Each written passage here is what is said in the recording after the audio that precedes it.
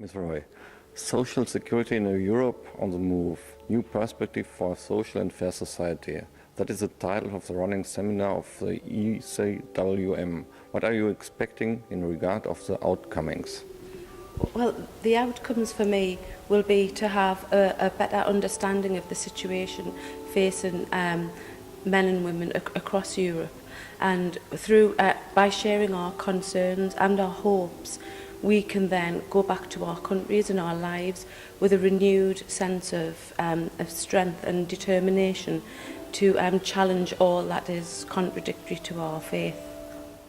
There is a strong skeptical attitude in England against the European Union, not least in the wake of the euro crisis. What do you think about it?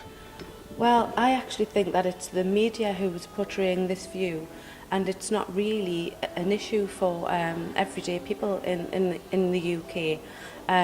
Obviously, there are some right-wing politicians and big employers who think that the European regulations may be stifling the UK economy.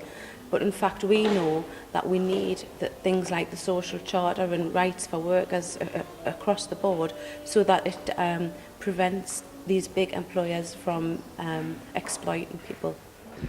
Big protest marches in England last March against the austerity measures of government now occupy Wall Street. Protests are running all over the world. Can you imagine an interaction of the Christian workers' movement with these people?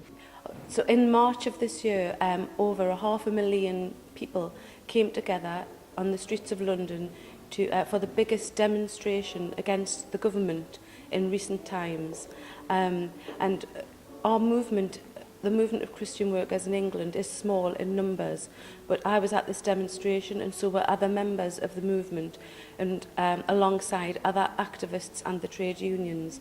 And we will always attend these demonstrations and rallies, and always show our support for the working men and women in England, and show our support for the most vulnerable people in society. Okay, thank you, Ms. Foy. Okay, thank you very much.